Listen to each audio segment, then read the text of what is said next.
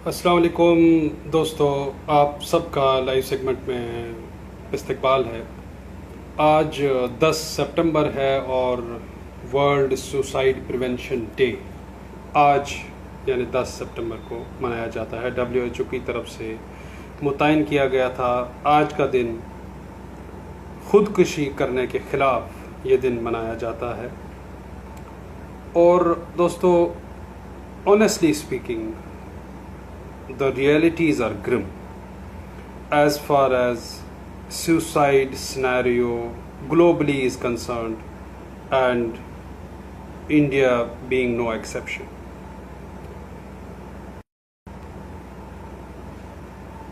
आप सबका स्वागत है, जितने भी दोस्त हमारे साथ जुड़े हैं। आज के टॉपिक में मैं लगातार बात करूंगा और आप सब लोग जुड़े रहिए, सुनते रहिए।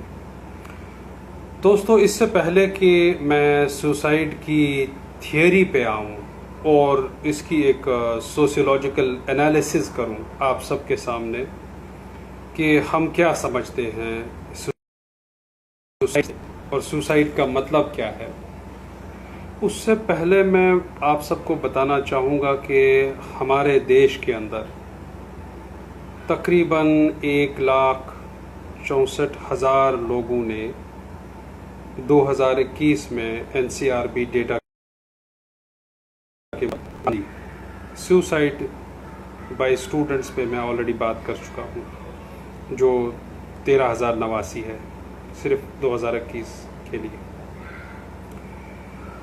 और दोस्तों, 2020 के एदाद-उश-शुमार से यानी नंबर से 2021 की सुसाइड रेट जो है पूरे भारत में तकरीबन 7.2% ज़्यादा है। इससे आप अंदाज़ा एक चीज़ लगा सकते हैं कि लगातार खुदकुशी करने की जो रेट है वो लगातार पूरे देश के अंदर बढ़ रही है, पूरी दुनिया के अंदर बढ़ रही है। एक रिपोर्ट के मुताबिक पूरी दुनिया में तकरीबन एक साल में तकरीबन 10 लाख लोग अपनी जान लेते हैं। 10 लाख, 1 मिलियन। और दोस्तों, आपको पता है 10 लाख लोगों की तो जान जाती है। आपको पता है सुसाइड अटेम्प्ट करना और सुसाइड से मर जाना दो अलग चीज़ें हैं। और 20 टाइम्स अगर 10 लाख लोग सुसाइड करते हैं, मतलब सुसाइड करके मर जाते हैं, आपको पता है अटेम्प्ट कितने करते हैं? 20 टाइम्स 10 लाख।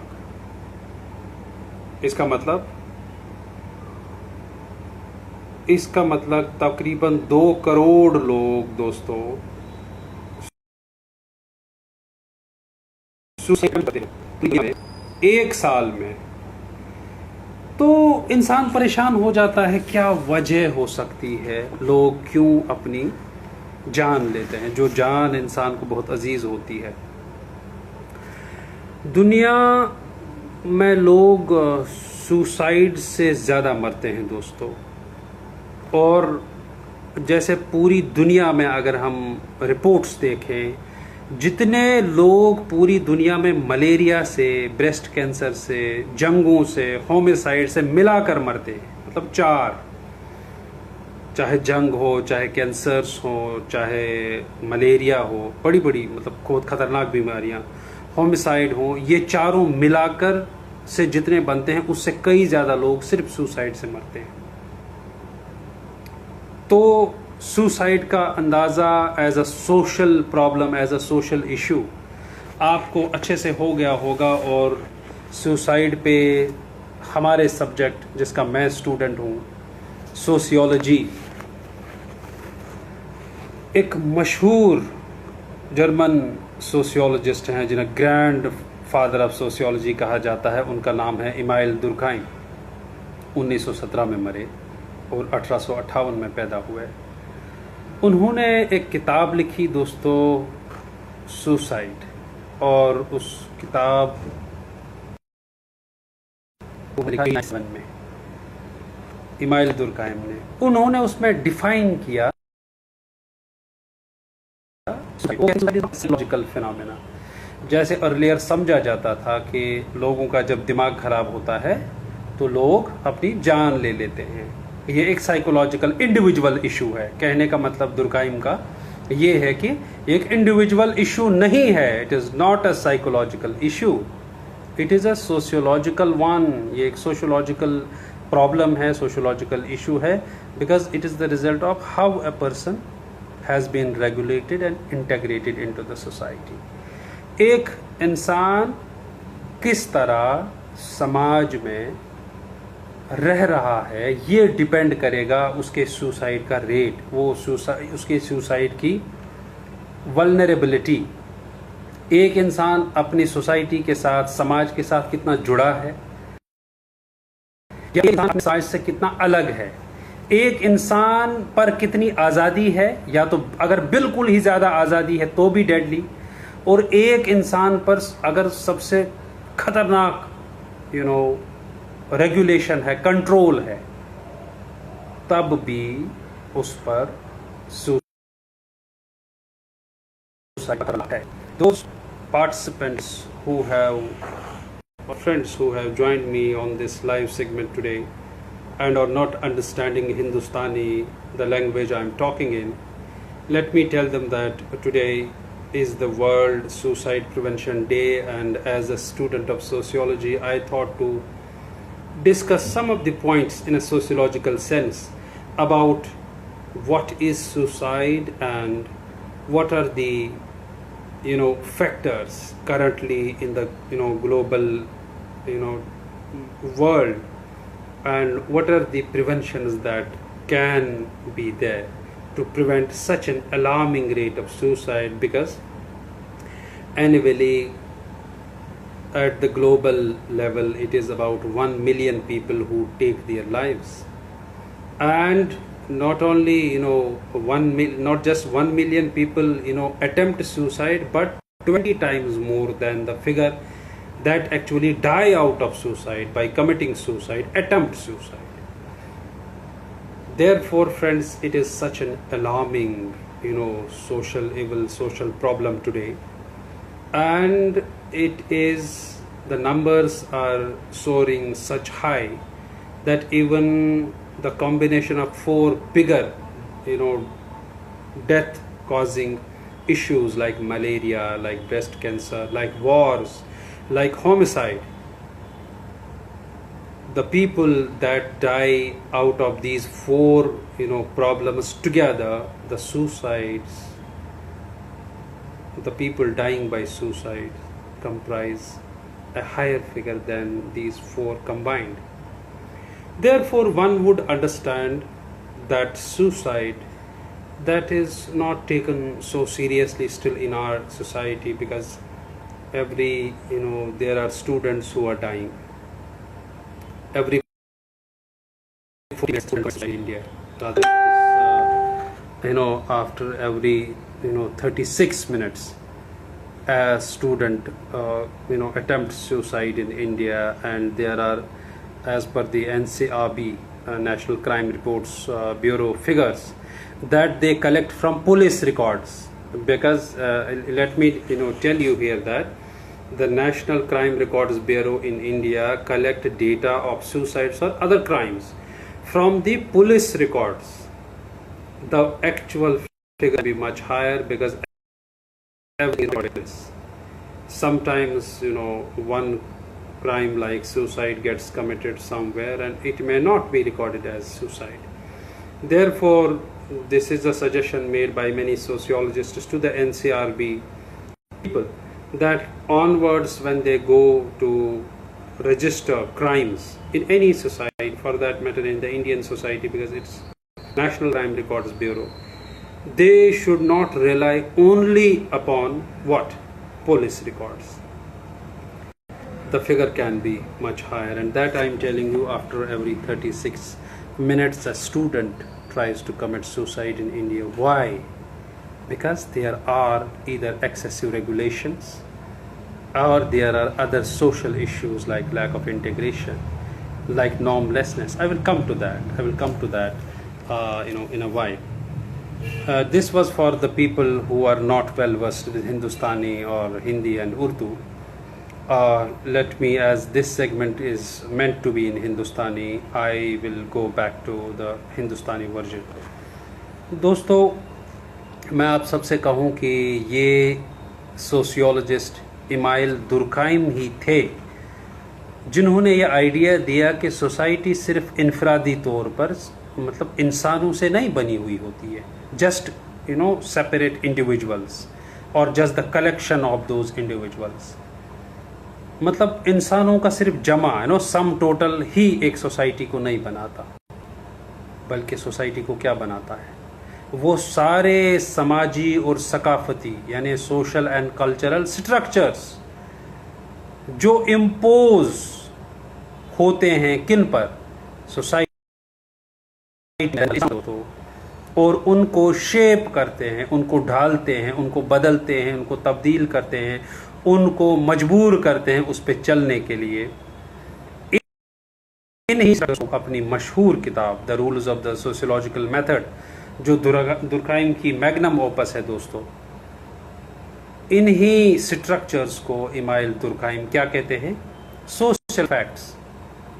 इनफैक्ट उन्होंने सोशियोलॉजी को डिफाइन भी बड़े खूबसूरत अंदाज में किया था, स्टडी ऑफ सोशल फैक्ट्स। तो ये सोशल फैक्ट्स क्या हैं? सोसाइटी को वो सिर्फ कहते हैं कि ये सिर्फ कलेक्टिव सम ऑफ इंडिविजुअल्स नहीं है, बल्कि सोसाइटी में रहने वाले इंडिविजुअल जिन पर लागू होता हो क्या, समाज के स्ट्रक्चर्स। कौन से structures? Social structures, cultural structures. और ये जो स्ट्रक्चर्स लोगों को बदलते हैं, ये जो स्ट्रक्चर्स लोगों को चेंज करते हैं, लोगों पर प्रेशर डालते हैं, लोगों को मजबूर करते हैं अपनी आदतें बदलने के लिए, लोगों को इन अ सेंस कंट्रोल करते हैं। Structures like institutions, religion, media, family, kinship, marriage, economy, बड़े बड़े इंस्टीट्यूशन सोसाइटी के, इन्हीं में ढलना पड़ता है इंसान को। ये मैं क्यों कह रहा हूँ आपको? बिकॉज इन्हीं सोशल फैक्ट्स में एक सोशल फैक्ट है क्या, खुदकुशी। इन्हीं सोशल फैक्ट्स में एक सोशल फैक्ट है दोस्तों। और दुर्खाइम के नज़दीक, इमाइल दुर्खाइम के नज़दीक, सुसाइड रेट्स किसी भी मुल्क की रैंडम नहीं है, बल्कि वहाँ के बारे में बहुत कुछ हमें बतलाती है, वहाँ के बारे में हमें बहुत कुछ दिखाती है। जैसे वो जर्मन थे, वो प्रोटेस्टेंट और कैथोलिक मुल्कों की सुसाइड रेट को कंपेयर करते थे। इमाइल दुर्खाइम जब सुसाइड पे बात करते हैं तो वो प्रोटेस्टेंट और कैथोलिक्स के बीच में उसे कंपेयर करते हैं। और मैं आपको ये भी बता दूं, मैंने अपने स्टूडेंट्स को बहुत बार समझा चुका हूं कि इमाइल दुर्खाइम कहते हैं कि suicide is not suicide until it hits collective conscience. एक इंडिविजुअल क्राइम कभी भी इमाइल दुर्खाइम के लिए प्रॉब्लम नहीं था। इक्का दुक्का छुटपुट क्राइम हो जाए, कहते हैं समाज में ये चलता रहता है, लेकिन जब क्राइम इतना बढ़ जाए कि सोसाइटी की कलेक्टिव कॉन्शियंस को छू ले, हिट करे, असर करने लगे, जिस तरह आज मेरे ख्याल से यहाँ पे बहुत सारे हेल्थ एक्सपर्ट्स बैठे हैं, मैं ये वसूख के साथ दोस्तों कह सकता हूं कि जो आज भारत की सुसाइड रेट्स हैं, जो आज भारत की सुसाइड रेट्स हैं, जो लाखों में हैं,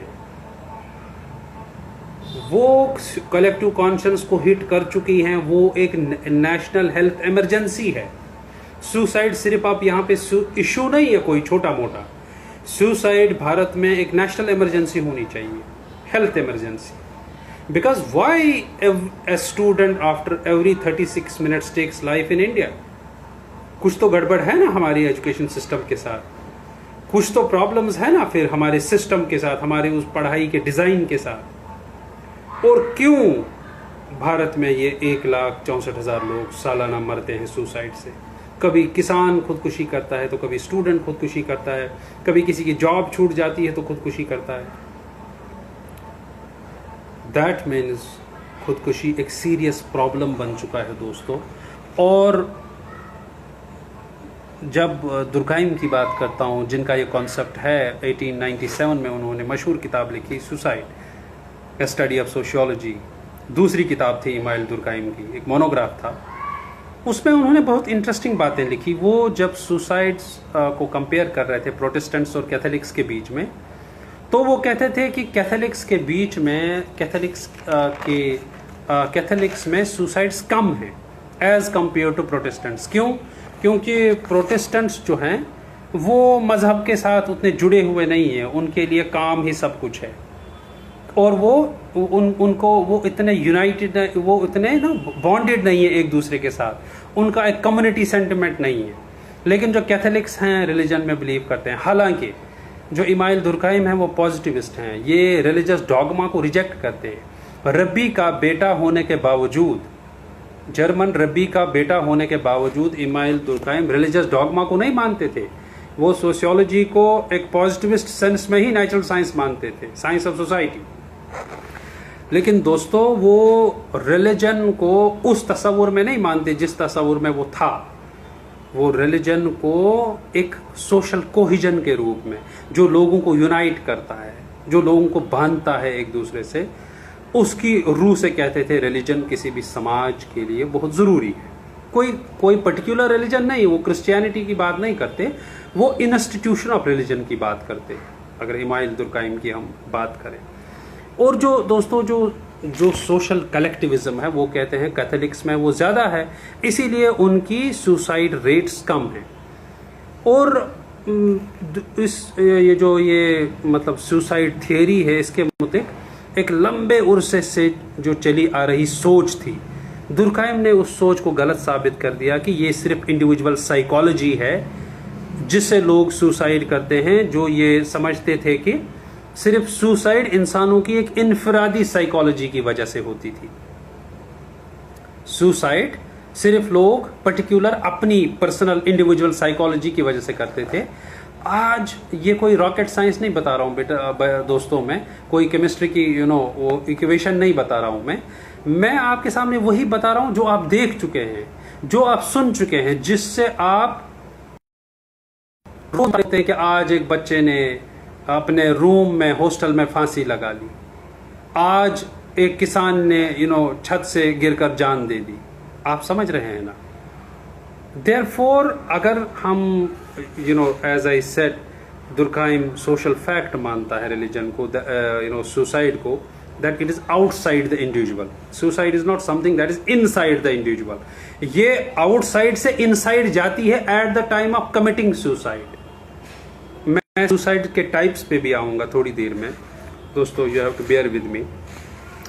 और जो दोस्तों जो radical erosion हुआ है ना over a period of time, किसका? जो social ties का radical erosion हुआ है, आपने देखा होगा। पहले नेबरहुड में जैसे सब कुछ ना, सारे घर अपने ही घर लगते थे। आज नेबरहुड में आप चले जाते हैं तो जैसे मेहमान बनकर चले जाते हैं। रिश्तेदारों के यहाँ कितना आना जाना था, आज या तो इस में माता माल, आज तो अपने नानी हाल भी कोई ना फॉर्मली जाता है।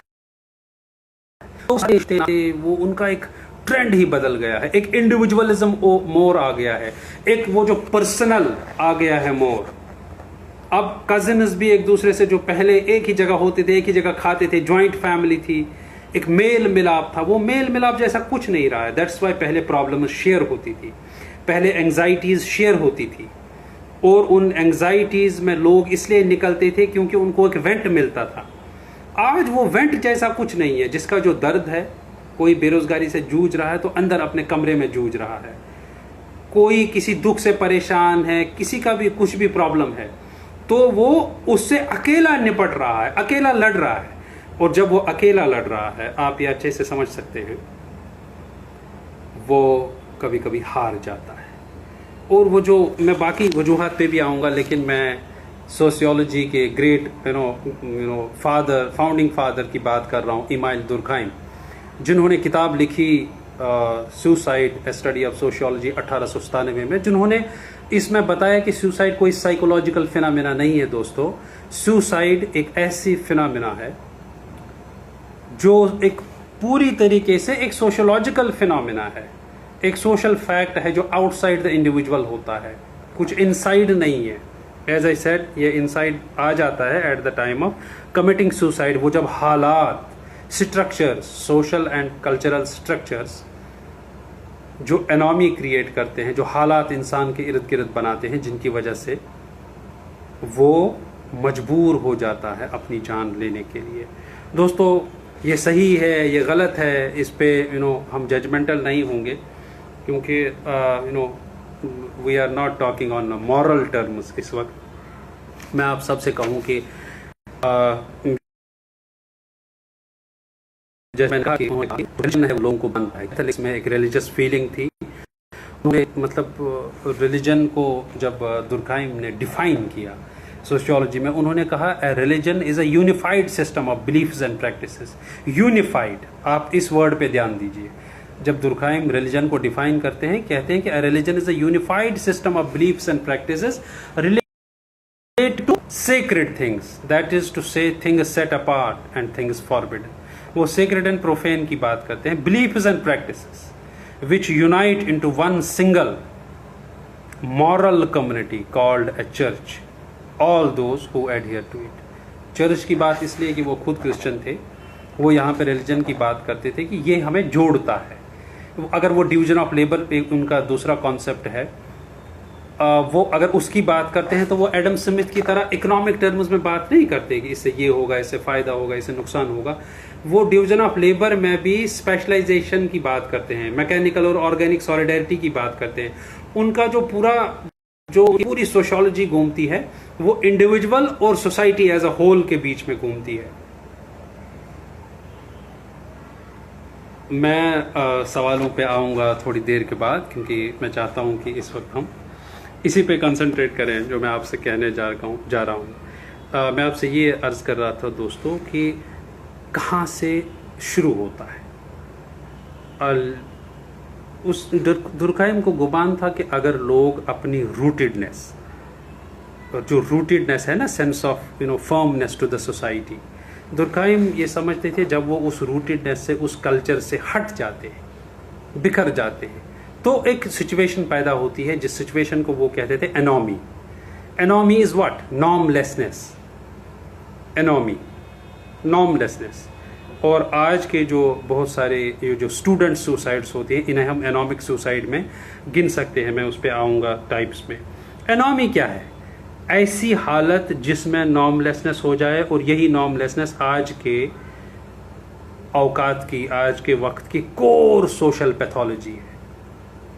यही नॉर्मलेसनेस कि आप जुड़े नहीं हैं, आप अपने आप को एलोन महसूस करते हैं, कटे हुए महसूस करते हैं। और दुर्खाइम इसलिए सारी ज़िंदगी इस सोशल सॉलिडेरिटी की बात करते रहे। और मॉडर्निटी में जो सोशल सॉलिडेरिटी की वो बात कर रहे थे, वो इंडिविजुअल फ्रीडम की बात तो करते हैं, वो ये नहीं कहते इंडिविजुअल फ्रीडम नहीं होना चाहिए, लेकिन वो साथ साथ कम्युनिटी की बात करते हैं। आज हमारे सामने सवाल है डॉक्टर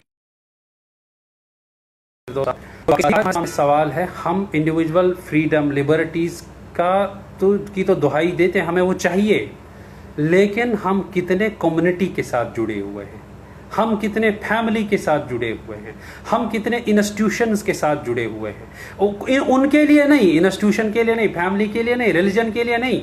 दुर्खाइम जब रिलीजन को एक यूनिफाइंग फोर्स बोलते हैं, उनको रिलीजन का भला नहीं करना है। ही वॉज अ साइंटिस्ट, उनको रिलीजन की नहीं पड़ी है, उनको इंडिविजुअल्स की पड़ी है कि ये यूनिफाइड कैसे रहे, ये बंधे कैसे रहे, ये लोग कट कैसे ना जाएं, ये लोग किस तरह से अपने आप को किसी चीज़ के साथ बांध के रखें ताकि ज़िंदगी में ये एनॉमी फेस ना करें, ताकि जान ना लें। और जैसे मैंने कहा कि जहाँ पे भी इंडिविजुअल फ्रीडम की बात है, वहाँ पे साथ साथ कम्युनिटी की बात करनी चाहिए। उनको आखिर में रिलीजन में ही वो बाइंडिंग फोर्स लगा, और वो जो religion force, as I said, not in terms of the religious dogma जो रोमन कैथोलिक चर्च से चला आ रहा था, बल्कि जिसका मतलब था जैसे एक समाज में रहने वाले लोग हैं, और लोग जो स्ट्रक्चर्स को फॉलो करते हैं, इंस्टीट्यूशंस को फॉलो करते हैं, उसका बाय प्रोडक्ट बने। आप समझ रहे हैं कि एक समाज में रहने का जो बाई प्रोडक्ट है, दैट यूनिफाइडनेस, उसकी बात कर रहे थे। इसीलिए उन्होंने अपनी जो मशहूर किताब है the elementary forms of religious life, उसमें रिलीजन की व्याख्या अच्छे से की और उसमें कहा कि ये हमें बांधता है, ये हमें जोड़ता है, एक यूनिफाइंग फोर्स है रिलीजन। अब आप कहेंगे मैं रिलीजन को बार बार क्यों जोड़ रहा हूँ, इन किसके साथ? दुर्कheim ने यही समझा कि सोशल सॉलिडेरिटी की कमी की वजह से ही एनॉमी और एलिनेशन फैलेगी, और वो ऐसा हुआ। दुर्कheim वॉज राइट। हालांकि ये 1917 में बंदा मर गया और उन्होंने कहा कि जितनी जितनी ज़्यादा सोशल सॉलिडेरिटी टूटेगी, वो सोशल कोहिजन ख़त्म होगा, उतना उतना एनॉमी फैलेगा, नॉर्मलेसनेस फैलेगी और एलिनेशन फैलेगी। लोग अपने आप को कटा हुआ महसूस करेंगे, लोग अपने आप को एक यूजलेस सा महसूस करेंगे, लोग ये समझें कि मेरे लिए कोई खड़ा नहीं है, मेरे लिए कोई केयर नहीं कर रहा। That's why they will take their lives, जैसा आज हो रहा है। जो दूसरी वजह है दोस्तों, जिसे हम कहते हैं कि इन्फिनाइट एस्पिरेशंस, जो एक परमानेंट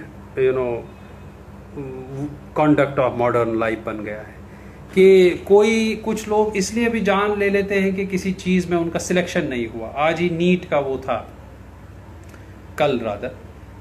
और कुछ लोग इसलिए भी जान ले लेंगे कि उन्हें ये लगता है कि NEET is the last thing on in the universe, और ये नहीं मिला तो बस अब जान देनी है। दोस्तों यही तो दिक्कत है।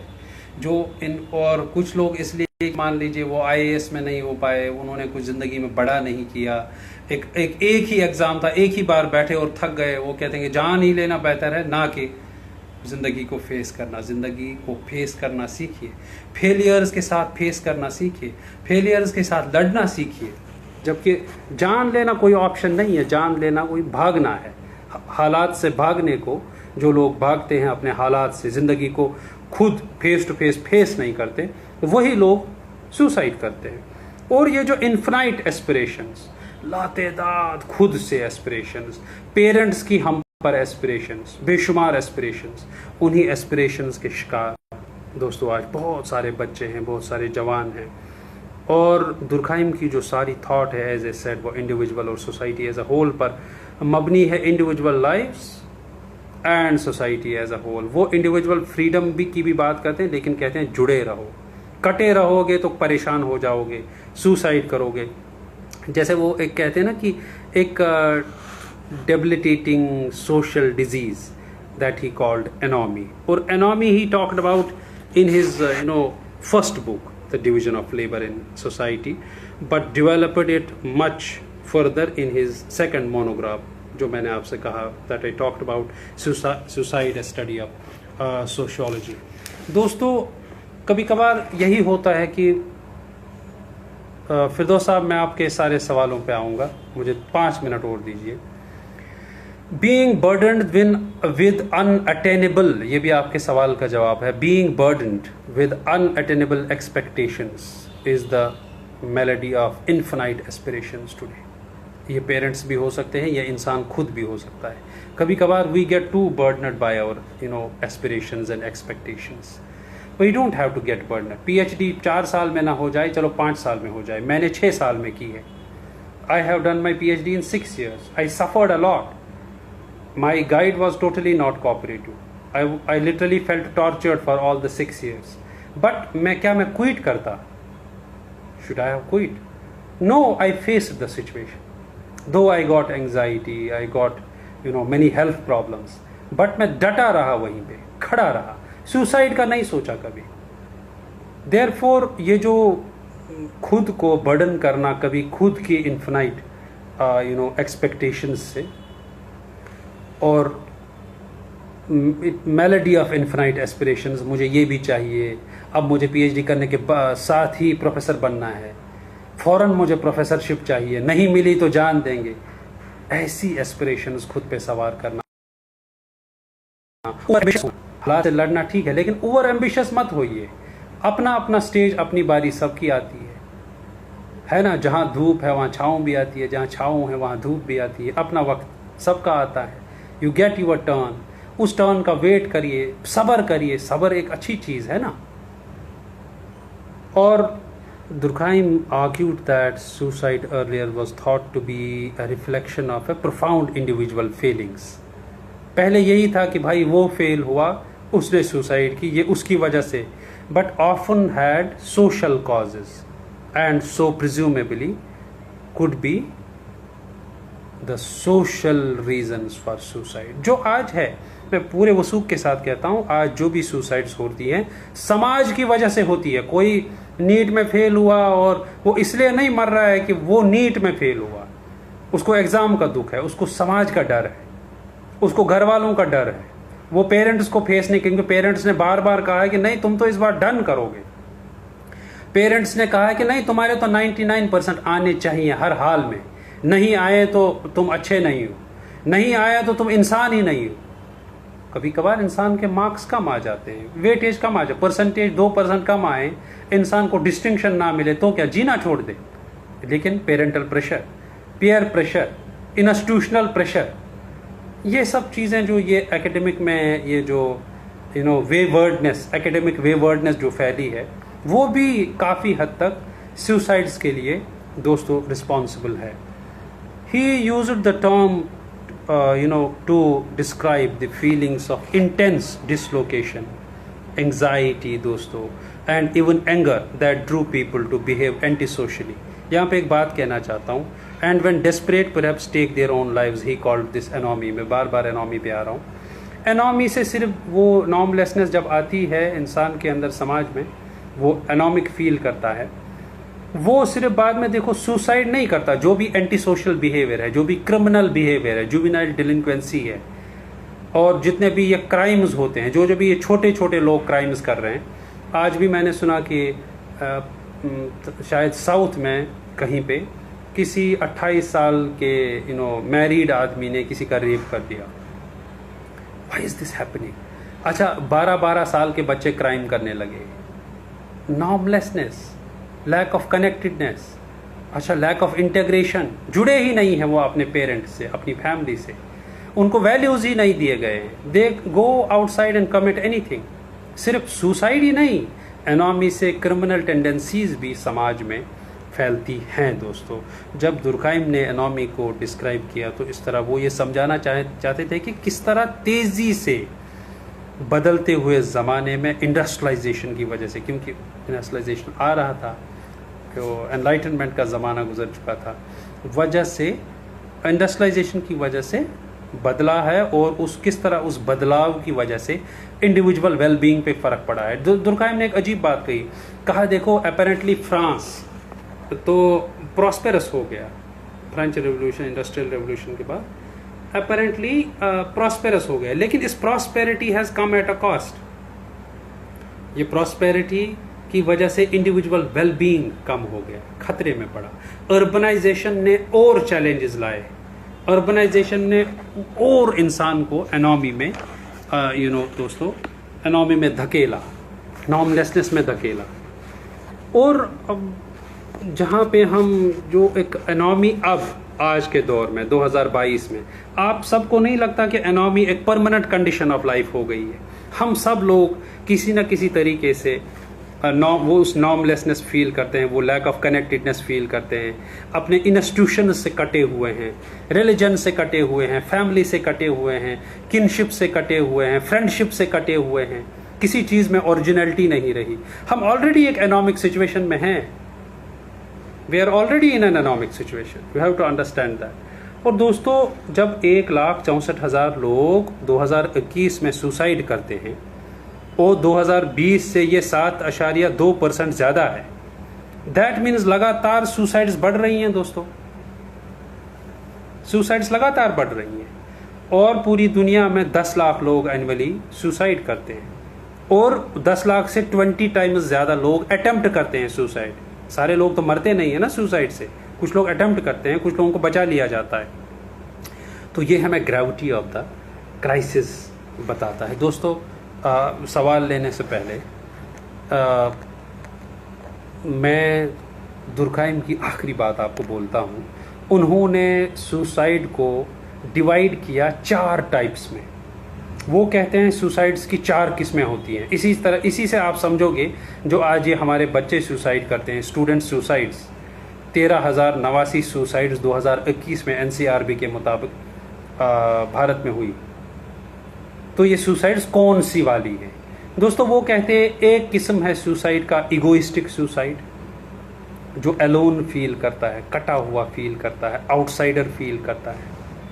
मतलब ये कैसे होती है? Weak integration, person doesn't feel integrated with the society. जब person doesn't feel integrated with the society, वो इगोइस्टिक सुसाइड कहलाती है, और वो सुसाइड करता है तो इगोइस्टिक सुसाइड कर, मतलब लैक ऑफ इंटीग्रेशन। दुर्खाइम ने अपने 4 किस्म की सुसाइड्स को 2 ही पैरामीटर्स में बांधा, इंटीग्रेशन एंड रेगुलेशन। अब lack of less integration egoistic suicide, more integration altruistic suicide. दोस्तों अल्ट्रुइस्टिक सुसाइड्स में कोई ग्रुप बहुत ही जुड़ा है अपनी कम्युनिटी से, जैसे वर्ल्ड वॉर के दौरान वो कामेकाजी पायलट्स ने जापान में सुसाइड किया था। जैसे वर्ल्ड ट्रेड सेंटर पे अटैक हुआ, मतलब एक ऐसा भूत सवार हो जाता है लोगों के दिमाग पे कि मतलब अपनी कौम के लिए, अपने समाज के लिए, अपने देश के लिए समथिंग मर मिटना, अपनी जान देने को तैयार हो जाते हैं लोग, मर जाते हैं। सुसाइड बॉम्बर्स को देखिए, व्हाट इज देयर मेंटालिटी? उनकी मेंटालिटी क्या है? They want to die for a cause, what they call a cause. और उनका जो सुसाइड कहलाएगा, वो जो मरना है, अल्ट्रुइस्टिक सुसाइड। बिकॉज जितना ही सोसाइटी से कम जुड़ना मुसीबत है, खतरनाक है। One who is less integrated egoistic suicide, one who is more integrated altruistic suicide. कम नहीं जुड़े हैं तब भी प्रॉब्लम, कुछ ज्यादा ही जुड़े हैं तो भी प्रॉब्लम। और नेशनलिज्म के नाम पे जो क्राइम्स होते हैं, जो हेट क्राइम्स होते हैं, लिंचिंग वगैरह, ये सब एक पर्पस है ना पीछे, मतलब एक रीजन है ना पीछे, दैट्स अल्ट्रुइज्म। दोस्तों एनॉमिक सुसाइड तीसरा, जिसको वो बार बार जो उनका सेंट्रल कंसर्न है दुर्खाइम की सारी थॉट में, एनॉमी ही तो है।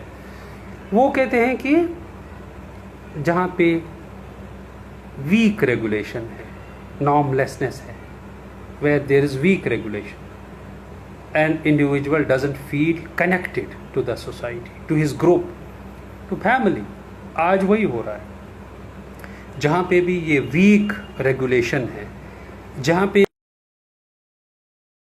भी individual as a means of escape, मान लीजिए कोई किसी एग्जाम में फेल हुआ, वो अब घर वालों को मुंह नहीं दिखाना चाहता, he commit suicide as a means of escape. Student suicide सारी तकरीबन एनॉमिक सुसाइड्स हैं दोस्तों, बिकॉज उनके पेरेंट्स ने उनको कभी बताया ही नहीं, बेटा तुम्हारा जिंदा रहना अच्छा है, तुम खुश रहो, 4 मार्क्स कम आए, जिंदगी का मकसद सिर्फ मार्क्स लाना, मेरिटोक्रेसी नहीं है। तुम्हें 100 में से 97 आ गए तो ये बड़ी बात नहीं है, तुम्हें 100 में से 90 भी आए, 80 भी आए, we are happy with you. ये पेरेंट्स नहीं कहते दोस्तों। मेरिट का प्रेशर, आप आगे सबसे आगे नहीं होंगे तो लोग आपको आगे पीछे छोड़ के चले जाएंगे। Life is a race, 3 idiots वाला जो ड्रामा था, आप समझ रहे? Life is not a race दोस्तों, यहाँ life is everybody's individual race. आपके पीछे कोई दौड़ नहीं रहा है, आप अकेले रास्ते पे खुद दौड़ रहे हो अपनी मंजिल के रास्ते पे। अपनी मंजिल के रास्ते पे कभी आराम से भी बैठ जाइए, कभी सब्र भी करिए, कभी रेस्ट भी करिए। लोगों के साथ कंपेयर मत करिए, लोगों के पीछे रैट रेस मत लगाइए, लोगों को जबरदस्ती लोगों से इश्यूज मत क्रिएट करिए कि वो मुझसे थोड़ा सा आगे, अब मैं कुछ भी करूंगा उससे आगे जाने के लिए। ये क्राइसिस अपने आप में पैदा मत कीजिए, आइडेंटिटी और पर्सनालिटी क्राइसिस। तो देयरफॉर दोस्तों, weak integration egoistic suicide, more integration altruistic suicide, weak regulation anomic suicide, और more regulation fatalistic suicide. More regulation में दोस्तों जिन लोगों की एक्सट्रीम लॉसेस होती है, जिन लोगों की डिसअपॉइंटमेंट्स होती है, सडन अनएक्सपेक्टेड चेंजेस होती हैं लाइफ में, सिट्रस फ्रस्ट्रेशंस होती हैं, और मतलब वो एनॉमिक में आता है। जो फैटलिस्टिक सुसाइड है, जहाँ पे हद से ज़्यादा रेगुलेशन हो। दोस्तों, आपने देखा होगा मूवीज़ में, जेलों में किस तरह से कैदियों के साथ पेश आते हैं, और बाद में यह कैदी, उसको लगता है कि इस जीने से मरना बेहतर, और इंटरोगेशन के डर से सुसाइड कर लेते हैं, लटक जाते हैं, खुद को नुकसान पहुंचाते हैं, अपनी नस काट देते हैं। तो ये फैटलिस्टिक सुसाइड है, where there is more regulation, tight control. मान लीजिए चाइना में यूगर्स के साथ क्या हुआ, और इन यूगर्स ने इंट्रोगेशन से बचने के लिए किसी ने कोई नदी में कूद गया होगा, किसी ने अपने आप को करंट इलेक्ट्रोक्यूट किया होगा, किसी ने जान दे दी होगी। तो वो क्या, कौन सी सुसाइड है? Fatalistic suicide. हाँ, अभी कुछ सवालों पे आते हैं। डॉक्टर साहब लिखते हैं, who is responsible for increasing suicide rates in India? How conflict determines the cause of suicide at family level, community and state levels? बहुत अच्छा सवाल है डॉक्टर साहब। Who is responsible? Purely our academic design, our bureaucratisation of academia, our school system, जिसमें tight regulations. अभी आपने नहीं देखा कि एक बच्चे को, एक लोअर कास्ट बच्चे ने अपने टीचर की बाइक छुई थी, टच किया था, उसको टीचर ने दूसरे बच्चे की आंख फोड़ दी, कास्ट बेस पर। ये स्कूलों में हो रहा है। कॉलेजेस में क्या हो रहा है आप जा रहे हैं, डेडली डेडलाइंस। अगर आप कल सबमिट नहीं करेंगे, इसका तो लास्ट डेट चला गया, फिर मैं सबमिट ही करने नहीं दूंगा। अच्छा, टीचर के साथ कुछ गड़बड़ हो जाए, ज़रा सा सलाम करने में गड़बड़ हुई तो आपके इंटरनल मार्क्स चले गए। ज़रा सा आपने क्लास में उठ के सवाल पूछा तो ये ज़्यादा ओवर स्मार्ट बन रहा है। You will face the music in the evaluations. We have to change this system. There has to be more democracy in our education system so as to make it student friendly. How conflict determines the causality of suicide at family level? बिल्कुल तनाव है family level पे। जो मैंने कहा ना कि infinite expectations. आपकी फैमिली डॉक्टर साहब चाहती है कि आप प्रोफेसर भी अभी बने, आपकी 2-4 लाख सैलरी आज ही हो। वेट नहीं करना चाहता कोई, सब्र नहीं है किसी को। कोई ये नहीं कहता है कि अपना टाइम आएगा, नहीं, सबको चाहिए अभी। लोग एलन मस्क के साथ कंपेयर कर रहे हैं, लोग गौतम अडानी के साथ कंपेयर करना चाहते हैं। लोगों को रातों रात अमीर होना है, और ये जो हमारी इन्फिनाइट एस्पिरेशंस हैं, यही तो मॉडर्न पैथोलॉजी है। Hope the answer of the question. I think the root cause of all things is stress and anxiety. बिल्कुल जुनैद साहब, ऐसा तो है। और मैं वही कह रहा हूँ, ये स्ट्रेस कहाँ से आता है? समाज में देता है, और पीपल बाद में इसी से तो एस्केप होते हैं। और किसी का कोई कमेंट था? दोस्तों, आप सबका बहुत बहुत शुक्रिया, आपने बहुत अच्छे से सुना। और डॉक्टर साहब का भी बहुत शुक्रिया कि उन्होंने बहुत सारे दोस्तों ने किया था। और पीर इरफानुल हक साहब, आपका बहुत शुक्रिया। आप हमें हमेशा प्रमोट करते हैं, उसके लिए बहुत शुक्रिया। और जितने भी दोस्त जुड़े, मैं नाम एक एक करके नहीं ले सकता सबके। Tell me how to compromise on other persons. We should not compromise. उसूलों की जब बात आए तो टकराना ज़रूरी है। जो ज़िंदा हो तो फिर ज़िंदा नज़र आना ज़रूरी है। कंप्रोमाइज़ कुछ और होता है। और दोस्तों, शान के साथ जीना, डिग्निटी के साथ जीना, मुश्किलों में जीने को ही तो जीना कहते हैं। बादशाह की तरह तो कोई भी जी सकता है, लेकिन आपके इर्द गिर्द आपकी प्रॉब्लम्स हैं। शाजू ने लिखा है, आपके इर्द गिर्द आपकी प्रॉब्लम्स हैं, आप उन प्रॉब्लम्स में जी कर दिखाइए, डटे रहिए, सीना तान कर खड़े रहिए, अपनी प्रॉब्लम्स को फेस करिए, भागिए मत। Don't seek an escape anomie. खुद को आपने लेस रेगुलेटेड पाया, और मतलब एक छोटी सी फेलियर ने, एक पेपर में आप फेल हो गए, बस जीना छोड़ दोगे। एक साल आपका कभी ज़ाया हुआ तो जीना छोड़ देंगे? नहीं, उठेंगे फिर से। जब गिरेंगे, जज्बा ये होना चाहिए, उठेंगे। मुसीबतें आती हैं। ऐसे भी लोग देखे हैं मैंने कि आज शादी हुई, 7 दिन बाद उनका तलाक हो गया, तो उन्होंने जीना छोड़ दिया। जिए लोग। लेकिन ऐसे भी लोग होते हैं, अपेरेंटली इतना सा भी दुख पहुंचता है तो जान ले लेते हैं, अपनी जान दे देते हैं। That is not fair. जीना सीखिए। आजकल अपनों से ज़्यादा दोस्तों से दिल लगता है। ये भी अच्छा सवाल है शाजू। फ्रेंडशिप और किनशिप दो इंस्टीट्यूशंस, एक ट्रांजिशन हुआ है, अभी हम फ्रेंडशिप की तरह मोड़ हैं, लेकिन फ्रेंडशिप में भी वो सेंस ऑफ ओरिजिनलिटी नहीं रही। फ्रेंडशिप भी अब वो लेने देने वाली हो। आज किसी के पास टाइम ही नहीं है, स्मार्टफोन कल्चर की वजह से टाइम नहीं है। वह हम यहाँ जुड़े हैं तो हम घर वालों के साथ कहाँ बात करेंगे, हम जुड़ना ही नहीं चाहते बिकॉज मॉडर्न टेक्नोलॉजी ने हमें एक सोसाइटी से रिस्क सोसाइटी बना दिया है। We have been transformed very covertly, very invisibly, very politely from society to a risk society, जहाँ पे हम बर्बादी के दहाने पे खड़े हैं, जहाँ पे फैमिलियाँ ब्रेक हो रही हैं, जहाँ पे वो इथॉस नहीं रहा, जहाँ पे वो कल्चर नहीं रहा, जहाँ पे वो बाइंडिंग नहीं रही। अगर आज हम रिश्तेदारों के यहाँ कितना जाते हैं, नहीं जाते हैं। कितनी बातचीत होती है शाम को आपके रिश्तेदारों के साथ, कजिन्स के साथ, मामा जी के साथ, फूफा जी के साथ, अंकल के साथ, नहीं होती है ना। कट्टे से रह गए हैं सारे, दैट्स वाई तनाव। I think we made comparison of all things but in reality two things never be compared. ज़िंदगी में कभी भी किसी के साथ कंपेयर मत करिए जुनैद रियाज साहब। आप जो हैं, आप स्पेशल हैं खुद में। अल्लाह की हर मखलूक, अल्लाह का हर बंदा अपने आप में स्पेशल है। उसको जो मिला है वो उसके तकदीर में लिखा गया है। तो ये ज़बरदस्ती लोगों से हसद करना, लोगों के साथ compete करना, लोगों की रोज़ी रोटी के पीछे पड़ जाना, ये सब चीज़, क्योंकि जो आपके हिस्से में लिखा है वो आपको मिलेगा। हाँ, उसके लिए हरकत करनी है, हरकत में ही बरकत है, मेहनत करनी है, लेकिन लोगों के पीछे नहीं पड़ना है। कंपेयर तो करना ही नहीं है, बिल्कुल भी कंपेयर नहीं करना। You don't have to compare with people. Or let me at the end of this live segment, because it might be too long now,